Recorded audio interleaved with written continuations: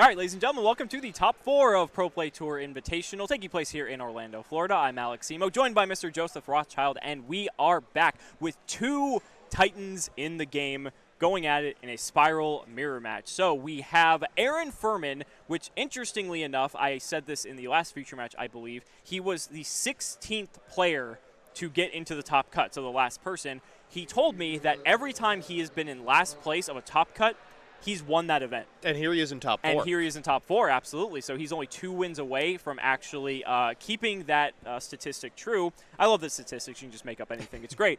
Yeah. But he is playing what's interesting about this is that it's 2 different variants of SPYRAL. So Aaron Furman's actually on the extravagant SPYRAL list. There was also some other big names playing this. Cody Angelov. We saw Elise Davis playing it yesterday in round 8 for the feature match. And 3 of them in the top 16. Yes, there's 3 in the top 16. There's 3 of the extravagant SPYRAL. There's 3 of the scrap SPYRAL. And then there's 3 of what people are considering, I guess, pure SPYRAL, which is more just like... Effectively states list. Yeah, yes. which is what we saw a little bit of in the top 16. And in the top 4, there are 1 of each. Yes, so there's 1 of each, which is kind of neat. I think it's cool to see a little bit of like diversity within the best deck from what we've seen. And then we have the one lone Altergeist player being the 4th in the top 4, Pack, which we saw in your last feature match. We were going to feature him this match, but he wanted to just have a break, and which is 3 respectable. in a row if he wins. Come on. If he wins, we have to showcase him 3 times. So we just want to give him a chance to just kind of recompose himself, focus on his other match, which is fair. So both these players, not shy when it comes to the camera and being in the feature match at all, have been in plenty. And looking at these lists, I mean, it's SPYRAL. I mean, I will say, while obviously Pot of Extravagance is the card to talk about in Aaron Furman's list, what has caught my eye is the card immediately under it, Dark Magic Veil. Really? At 3 copies? At 3 copies. Yeah, so this is a cool card. This allows you, I believe, to just special summon the master plan that gets stuck in your hand. And so it's just, and Furman, interestingly enough, is on 3 copies of master plan. Typically, these Souls SPYRAL lists are only playing 2. And some of you might be thinking with Extravagance, like, how do you play a SPYRAL deck like this, right? Well, you just have to play a different extra deck. You maybe don't play as many one-ofs because you have to play, in the case of Furman, 3 copies of Appaloosa, Bow of the Goddess. Oh, goodness. This is not a budget deck by any means. The double-ups are IP Masquerena, SPYRAL Double Helix, and Nightmare Unicorn, and everything else is a one-of. He's playing 3 double Helix, not 2. 3 double Helix? Yes, he's on Smart. 3. Yeah, there was someone else on that 2. I like this too because it's such a key card. Unicorn is also of note because you want the Unicorn to shuffle back the resort, so I think that's... Part of most combo setups. Correct. So if there was going to be any cards you would want to have probably 3 of, at the very least, I would say Helix, but the fact they have 3 Appaloosa, I thought it was just 2. And notably, this list's extra deck is so tight, it's not able to flex Tri-Gate Wizard. Yeah. So cards like Evenly Matched are going to absolutely destroy Aaron Furman's boards. Right. So it's interesting because they're going to have different setups. They're going to have different game plans. Maybe we could see some Dark Magic Veil. I don't know. I'm excited. I certainly hope we do not. Yeah. Let's not keep you guys in suspense any longer and just get right into that match. So, in terms of like both of these different decks going against each other, I don't know if like one's more favored than the other is the thing. Like in terms of like, is the Extravagance build better? Is the Pure build better? Is the Scrap build better? I would say the Extravagance build is certainly the greediest of the 2. It's playing 2 copies of SPYRAL Mission Rescue for what it's worth, and it looks like Michael is not only going first, has also opened Magician's Souls. Now, we're not going to see any Droll and Lockbirds from Aaron Furman because guess what? He doesn't main deck it. No. Yep. He does main deck, I believe, just a single hand trap, the copy of DD Crow that is, of course, searchable off of Recital Starling. Right, so we're just going to see Michael State effectively do full combo here because he did also have... Oh, wow, he drew... Oh, my God. He drew the DD Crow for the master plan that was sent off of the Souls. Well, sometimes you have it. That's wow. a 1 in 40 chance. You see the grin on Aaron's face? Oh, my God. But Michael State had the Foolish Burial for the... He said, we'll do it again. I don't care. He had not only the Foolish Burial... But the goods to send to the rescue. rescue. But the goods to send the second copy of Rescue. Oh, gosh. Oh, my God. And now Michael State is going to be able to effectively full combo here. Just looking, he should be ending on the... I'm assuming he's playing he's playing the Tri-Gate Wizard. He should be able to end on the full combo. Well, maybe not the most powerful board, but with the... is that an Assault in the graveyard already? Yes, that's an Assault already. Okay, yes, then the most powerful board. Unbelievable. I think in Furman's hand, I see a master plan, which, you know, if you're playing 3 of it, that's going to happen. And there is the rescue discard for Barricade Board Blocker. Let's get that quick fix. Let's get that copy of Resort. God, Master Plan. What a card. That is like a +6. Unreal. You get the 4 mission searches, and then you get the 2 cards being the Resort and the Spiral Monster in addition to that. Unbelievable. All right, here's the quick fix, getting this copy of Drones. And since we have an Assault in the graveyard, we can pretty easily normal summon that as well. And after that, it might be time to lock Aaron's deck.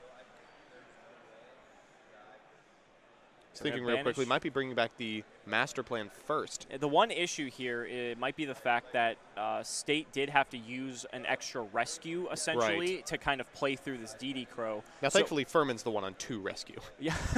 So it will change things a little bit, but I think because he also already has Assault, I don't know, he might be fine. He already now he's got the big red. Assault can summon the drone. He can stack the deck. Yeah, it looks like that's what we're doing now. Yep, so we're going to look Let's see those top 3. Yep. These players were probably handing off the top 3 to their opponent a lot this weekend. I think everyone in this format is going to be. Of note, both of these players are on the utility wire. We were talking about that a little bit. Utility wire, I see that Michael State seems to have added it at the very end of the combo. So I think in Furman's hand, and Furman's just seen enough. He already knows it's just over. I think his hand was something to the effect of, where art thou, Agent, Master Plan, and then there's a 4th card, and then essentially State just gets to blank the top card with Drone. So you've got to have something better than that. Yeah. We'll try to keep you guys updated with the other semifinals match, if at all possible. I don't think we actually have any visibility on it from where we're sitting. Yeah, they're playing way off in the corner. Yeah, which is fine, but they're already in game 2. This is good. They got 34 minutes, plenty of time. Furman, it looks like he has quick fix. Where art thou? Called by the Grave, I think. Ooh, are there monsters in this hand? There's an Extravagance. Hey, okay, that's so just as good. Yes, that's very good. The only way this is bad is if State is so good at this game that he managed to banish just all 3 Double Helix and all 3 Appaloosa. Yeah, I mean, that's easy. Just make it happen. All right, let's see. Please show the camera. Someone should run the math on that. Looks like a majority of different monsters, so we will probably have to watch a game There's of the YuGiOh. droll. Off the top, but so good. But Aaron has the Call by the Grave, so this shouldn't be the end of the world. At least I think, unless that was a Foolish Burial Goods. No, I'm fairly certain that's Called by the Grave. Yep. Oh. Let's fire the Foolish Burial No, Goods. it was not Called by the Grave. Okay. This is probably the end of the turn. Well, you get to Goods for rescue, which is fine. But then does Aaron have anything else to fire back? He has. Is it double Where Art Thou, Goods, Quick Fix? Oh, whoa. Ooh. Miserable opener. He's going to set the quick fix pass. Oh, no. Did Michael just win this game? Did Michael win this game in 10 Souls. minutes? Souls Okay. for the first thing. Okay, if there's any way to bring back Master Plan, this game is over. I mean, I can't imagine Well, he lacks actually, a way to no. bring back Master There's one thing. So the rescue can bring back the quick fix that Aaron set. So he does have to, at least from a battle standpoint, he has to be able to output enough damage to go through that. Do you think he could get through 2 monsters? I mean, I'm just saying that is slightly relevant. I think Michael State should be fine considering he had the way to get to the Master Plan. So, and I mean, look at this speed. He's got 32 minutes, and Michael's still playing, twice as fast as any other Spiral player that we had on camera. That's one of the things I love about playing against Michael. Like, he plays at such a quick pace. He knows what he wants to do. Yeah. I think we played like a Zodiac Mirror in 2017. I think it was like YCS Seattle, and it was over in like 10 minutes just because of like how quick we were both playing. And it was game 3 on top of it. So that was fun. But State just going through the motions here. We've pretty much seen this combo all throughout the day. If I'm Aaron, what do you do in this position? Yeah. You just make peace with your god? Essentially, if you're able to set up a sizable board, you have the if you get the sleeper on the board before you go battle phase, the sleeper can pop either the set quick fix either before you destroy it in battle or after it's resurrected off of the rescue.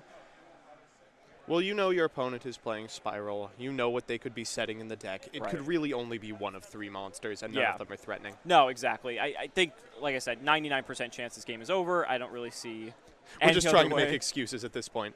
And Fate Sealing the top of your deck, too. Oh, my goodness. I mean, a drones on top means that even if Aaron is able to weasel his way out of this game, it's going to be extremely hard to crawl back in. This is going to be... people are going to have to figure out how to take care of this deck. Yeah, for sure. This isn't like...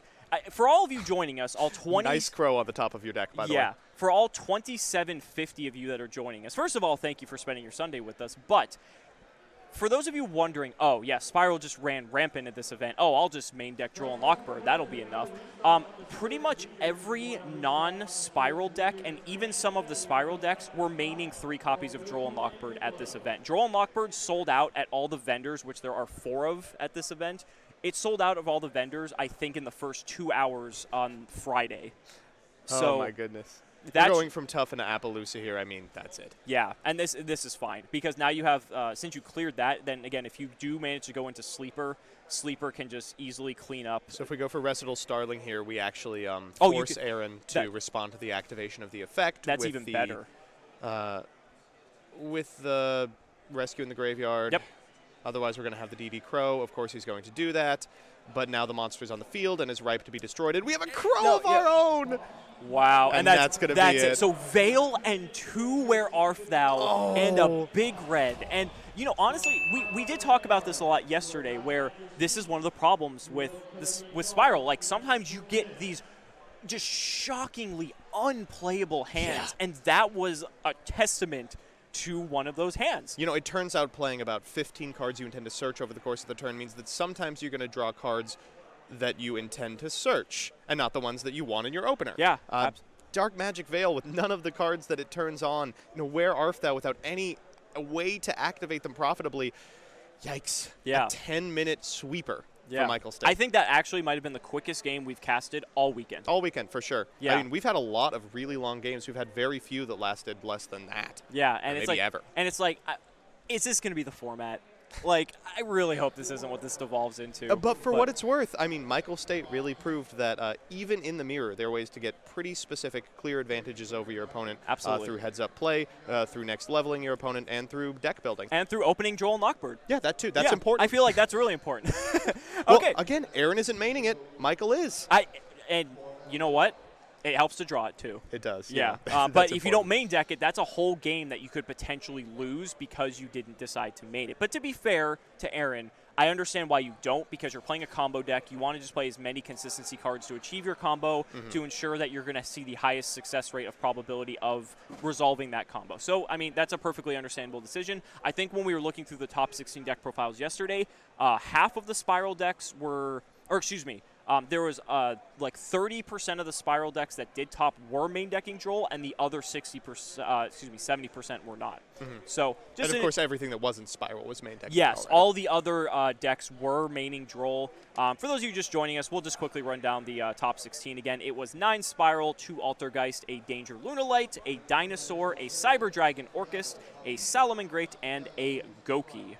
And then pretty much when we went to the top 8, it became 6 Spiral and 2 Altergeist, and now we are down to 3 Spiral and 1 Altergeist, so it's funny, it literally just slashed the number in half. Yeah. And then now we have at least 1 Spiral, obviously, because it was a mirror in the finals, and we currently have a Spiral versus Geist match possibly still going on. I imagine it is. I think I actually can see them now that the crowd moved out of the way. So they're still playing. Like I said, we did want to showcase that match because we thought it was going to go on a little bit longer, but Pac did want to break just to focus on his top 4 match, and otherwise he'd be playing 3 matches in a row on stream. So understandable. We just wanted to give him that space. So that's going to do it for our top 4 feature match. Maybe we can get Michael State for a quick interview. That'd be nice. Yeah, that would kill a little bit of time. Otherwise, we just might find a old feature match to show in the meantime. But I'll go ahead and grab Michael State. We'll be right back with that player interview. All right, ladies and gentlemen, welcome back to the Pro Play Tour Invitational here in Orlando, Florida. We have your top 4 feature match winner, Mr. Michael State. How you doing, buddy? Good, man. How are you? Doing wonderful. So, I mean, that was a clean 10-minute match. How many mirrors have you been playing? I played weekend? 2 mirrors in top 8, top 4, and then I played 3 mirrors, I believe, in Swiss. Okay. I've only lost to one, being Ruben, who's in top 4 right now, might be my opponent. And I can't remember what I lost to otherwise, but every mirror has been fine. My list is just basically cookie cutter. I just needed to get one thing done and get it done efficiently, because I haven't played in a very long time. Right, I was telling the stream that. And it's been going well, obviously. So sure. So why? So obviously there's like 3 different like Spiral decks, right? There's like your pure version, there's the extravagance version, and then there's like the scrap version. So why'd you decide to go with like the more streamlined kind of just cookie cutter list? Right, so multiple reasons. The first being, again, I just haven't played in a while. I wanted to know exactly what a few 2-card combos did, a few 3-card combos did, and get that done efficiently. The extravagance version I didn't like because it limits your play after resolving extravagance, being if you draw into Soul Trap, and that being your only way to play, you can't play because extravagance limits your drawing ability for the rest of the turn. And the scrap version plays more garnets, and it's more normal summon reliant, whereas this build isn't so normal summon reliant. So that's another reason why I didn't want to play multiple garnets, and it worked out very well. The pure version is a bit more consistent. Some can argue the extravagance build is consistent, but it comes with higher risks, where being as the same level of consistency. Because I'm playing, unlike others, 3 Foolish Burial Goods, 3 Wear Off Thou, and I just wanted my deck to, going first, always have the combo. Sure. So. And, I mean, it obviously did well for you. I mean, both games you had it, so, I mean, you can't complain. And then, oh my god, that first game where he crowed your master plan, and then you had the Foolish Burial plus the goods to play through it. That was incredible. Yeah. So, I mean, you're probably feeling pretty good. I would imagine, okay, so between Ruben and Pac, who would you rather prefer to play? I would probably rather play the Altergeist deck. Yeah, I would say, because against Altergeist, it's just like Sleeper is just so good. Yeah, my side is built for that deck. Oh, is it really? Lot, yeah. Okay. Were you expecting a lot of Geist coming into this? Or? I had about half my side for Spiral, half my deck for Geist, but then overlapping cards. My Altergeist matchup, I played the deck, and I'm also a very well-known trap player, so I know how traps work, and I'm able to play through it efficiently. Sure. So, yeah, I'd rather definitely play against the Geist player. Yep. Okay. Awesome. Well, thank you so much for your time. Appreciate it. Congratulations. Thank and you. Best of luck in the finals. We might have you back here soon. Thank you so much. Awesome. Perfect. Guys, we will be right back with the final match of the Pro Play Tour Invitational. We got some big money on the line. Looks like, just by judging over here, I think they're still playing. I'll go ahead and get one of the older feature matches up on the stream just for you guys to watch in the meantime, because I'm not sure how long we will be down. But get ready, because the finals is going to be awesome. Stay tuned.